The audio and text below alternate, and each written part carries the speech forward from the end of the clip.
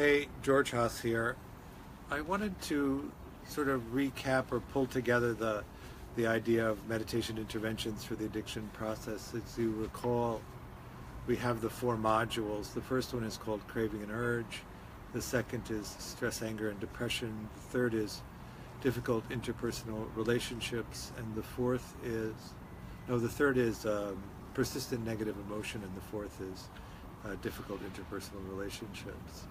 The first three of the modules are really around the nature of emotional regulation and tracking mind states. In Craving and Urge, what we look at is the process of the mind regulating itself. So you have a bandwidth of emotion that if something happens in the present moment and the response to it falls within that bandwidth, nothing much needs to happen in the mind. But if if the response of the present moment exceeds that ceiling of emotional intensity that you can tolerate, an emotional event arises that needs to be regulated. The mind tends to use thinking as a way of beginning to regulate that. If you're set up currently so that the thought process is linked to using as a means of regulating, then what typically will happen is something will happen in the present moment. There'll be an emotional response that exceeds your ordinary bandwidth, and then the mind will think spontaneously of using. That's craving. We have, in the way that our conditioning operates, set up links in the mind to the various strategies we have to emotionally regulate. And when something happens and that pattern of experience arises, and it needs regulation, then the mind goes to the means of regulating that are currently linked. If you've used substances or process addictions for a long period of time, then you may notice that you're constantly thinking of using when you attempt to move to a different way of being. Something happens and the mind thinks spontaneously of using, and what's really happening is that there's an emotional event that needs to be regulated, and the mind thinks of the way of regulating that you're currently set up to use, and if using is that, then you think of using. This is going to be a slow change, training the mind out of using addictive strategies to regulate by replacing them with more beneficial strategies for emotional regulation. We really don't have a choice of whether we regulate or not. We only have a choice in how we do it. So the mind thinks of using, that's craving, and then if you allow the mind to perseverate, to engage in the thought of what using might be like, that would be the urging part. So the mind thinks of using, you get an immediate release of dopamine, say, that's satisfying. The thought of using creates a counterbalancing emotional experience in the body that balances the disquiet of the present moment. If this were something that was simply a self-soothing strategy that didn't have a significant downside, maybe this would be something that didn't need to be addressed. You know that you're not going to use, your intention is not to use, but you engage in the thought of using because it relieves the distress of the present moment. But the event that signals the emotional response that's greater than your ordinary bandwidth needs to be attended to in order to relieve that. If you allow the mind then to go into the past, remembering using, or go into the future, planning more use, the present moment is unattended to. Often what can happen is that the stressor in the present moment, since it's unattended to, increases the level of stress. What do you know about the correlation between stress and your ability to think clearly? They're sort of inversely proportioned. If the stress goes up, your ability to think clearly, to think cognitively, is diminished. And at a certain point, you'll reach a place where you can no longer tell that the self-soothing fantasy is actually a fantasy and not a plan of action. And as soon as you're unable to distinguish that, the mind will simply carry you into the act of using. If you do use, of course, it's followed by the repercussions of that. Guilt, shame, regret, remorse often come into play. If you think about it, that's another heaping mound of difficult emotion that needs to be regulated on top of an already experience of the present moment, which is too intense to hold without some additional regulation. If the mind is currently set up to regulate any of those experiences by using, the mind will think of using again. And you'll get into a loop. If you use again to relieve the shame of, or guilt, or regret, or remorse of using, then you're dumping another load of that on, and it eventually, it won't be a single lapse, but you'll return to using at the same level that you did. So we want to begin to pay attention to what the mind is doing and whether or not using is part of that process. It's very difficult in the beginning to stop the automatic thought of using, but stopping the perseverating, urging thoughts is totally possible. There you would attempt to come into an awareness of the underlying feeling state and try and regulate that, come into equanimity with that. If you do that, the mind, of course, will just go quiet. You won't have to address it. Beyond that, if you're unable to find equanimity with the present moment, then the idea is to track the thoughts that the mind is using to regulate the present moment, and if it goes into a thought of using, to suppress that thought of using and replace it with another emotionally regulating strategies. So I would be recommending to you using a metta practice or using some vipassana technique that's emotionally regulating. The second category, stress, anger, and depression. Many people who have addiction in their lives, either substances or processes, are in some sense trying to address the constant emotional stimulation and overload. If you're regulating the present moment with afflictive emotions, you're in this place of constant emotional overwhelm. So the stressor causes the process of emotional reaction and then emotional regulation. And if you're using afflictive strategies to regulate your emotions, say something happens in the present moment and you become frightened, and then the mind generates anger as a response to that. Or fearfulness is often regulated by the generation of thoughts that create sadness, that dampen down the fear. Really, these strategies are going to be based on your conditioning, what your caregivers taught you as a way of regulating your emotions, and then we carry that forward. If we learned a lot of afflictive strategies, then we may notice that we have a kind of cycling or atypical depression. The mind ramps up an intense, afflictive, emotionally regulating response to the conditions of the present moment. If it persists too long, the limbic system shuts down. That's that midbrain, the mammalian emotional brain. That shuts down so that you can't produce any more afflictive emotion, and then the body-mind has a window of time to process out the oversaturated level of brain chemicals, and then when you come back into balance, the limbic system switches back on and you're back into the emotional experience of the present moment. If you haven't attended to the stressors, the underlying stressors, then the mind begins to ramp up again. In stress, then the mind turns on the strategies for emotional regulation, and if they're afflictive, you get into this cycle of self-generating afflictive emotions, depression, the limbic system turning on more self-generated afflictive emotion, and then falling back into depression. In terms of relapse, often what happens is that the process of afflictive emotion and depression is becomes so unbearable that we then fall into a pattern of using to treat the depression, the afflictive emotion.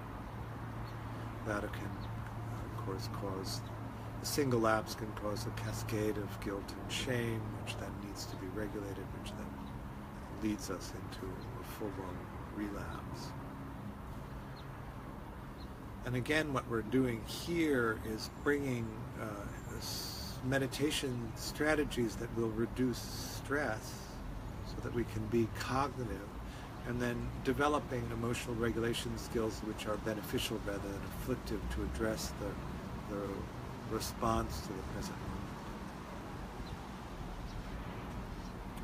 The third module, difficult interpersonal relationships, is about the way that we engage in relationships. Sorry, missed it again. Persistent negative emotion is the third module. What we're talking about in persistent negative emotion is the somaticized emotional experience that we carry in the body. So often these are in emotional centers. You may notice them as a contractive energy. Sometimes people will experience them as pain. Have you ever gone to the hospital and said to the attendings that you're having a heart attack, only to be told that actually what you're having is a panic attack? That's that deep, somaticized emotion.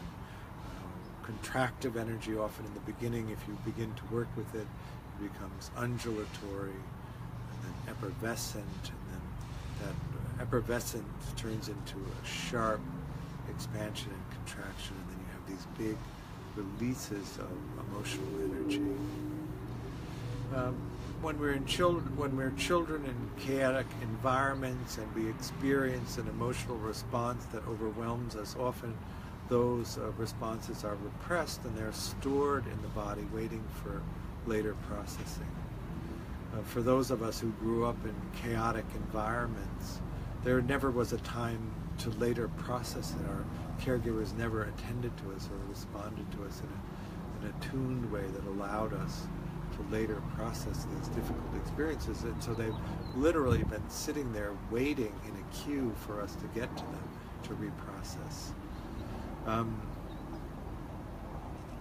Because these emotional centers are, we could use the metaphor of, say, of a bell, they resonate with similar patterned experience in the present moment.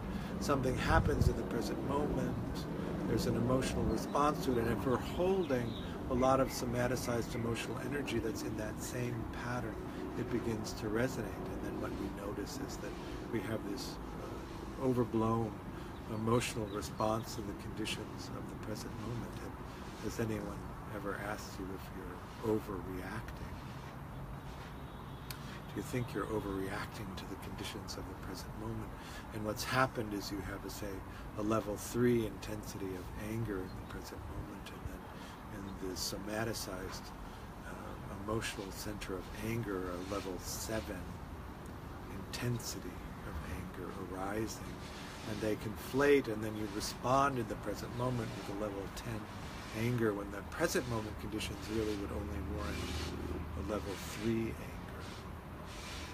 And so here we need to turn to, say, this terrible sadness or this terrible anger, this terrible dread, and allow it to release.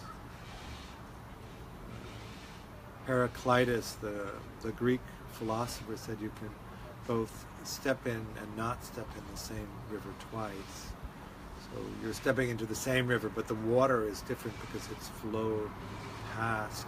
When you touch into these emotional pools and begin the releasing process, it's the same pool, but each wave of emotion is released, and the next wave is a different wave of emotion. We often want to develop a story or create some kind of understanding of what that emotion might be, but it's long lost the details of what added it to the pool. When I originally went to Shinzen, my teacher, and asked him what, I couldn't come up with a story or a reason why I would have these intense feelings of sorrow or anger. And he said it's like looking into a quart of oil and wanting to know which plants are in there. There's no way to know. So that isn't a productive line of investigation. It's really just being able to come into awareness with enough equanimity that it begins to release. Often in addiction, we've been running from this terrible sadness our whole lives. And as children, we were unable to contain it. But as adults, we do have the capacity to hold this and release it and create a spaciousness so that it doesn't conflate with the present moment. It doesn't drive unskillful behavior. These first three are really about the emotional regulation skill, the attention to mind state, so that we can see what's happening in the mind and how that affects the creation of self and world in each moment. We have the ultimate reality of sensing, and then the conceptual reality of what we make that into, filtered by the mind state. How accurate is our perception? How distorted is our perception in each moment? The fourth module is difficult interpersonal relationships. We are herd animals. We live in social groups, social communities. One of the things that happens to people who use addiction as a means of emotionally regulating themselves is that we have, in some sense, turned away from other people and looked for processes and substances that we could use to emotionally regulate ourselves when we are unable to do it for ourselves.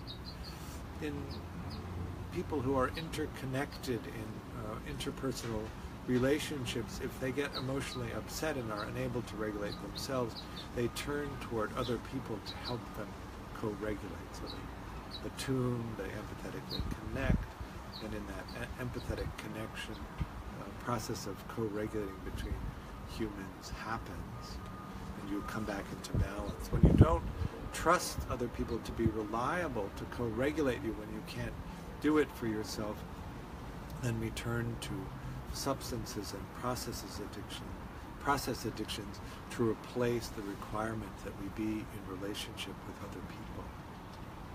In order to come out of a pattern of addiction, we have to change our mind about other people being too unreliable to count on, and we need to begin to develop interpersonal relationships that will support us, so that we don't need to rely on substances or processes as the way to emotionally regulate.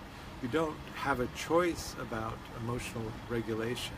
You have to regulate when the body-mind becomes dysregulated. What you do have some facility with is how you choose to regulate. If you can form meaningful interpersonal relationships and keep them steady around you, it frees you up then to explore what's meaningful to you in life. And if you get knocked sideways by the vicissitudes of life, you have a group of people around you that will catch you and help you rebalance emotionally, so that you can then go out again and pursue what's meaningful to you. So I like to talk about this in attachment terms, in John Bowlby's attachment terms, that our conditioning leads to a view of ourselves as competent or incompetent, and it leads to a view of other people as being willing to help us or not willing to help us. In the secure view, you feel a sense of self-confidence that you're capable of getting your needs met in relationship. And you think of the world as people who will help you when you need help. So the process then is to develop the capacity to emotionally regulate yourself and be brilliant at it, and then at the same time understand that there ordinarily will be moments when you're so dysregulated you can't regulate yourself, and then turn toward other people to help you. So that process, the fourth module, is learning about your conditioned response to being in relationship and then learning the skills of relationship that you might need. Put together, this is a way of being in the world, not having to rely on substances or processes, but to be able to rely on other people. Maybe this is the first time that you've been able to put together a group of reliable people to help you. It's the balance of this attachment to other people and the ability then to go out and explore what's meaningful. Thank you.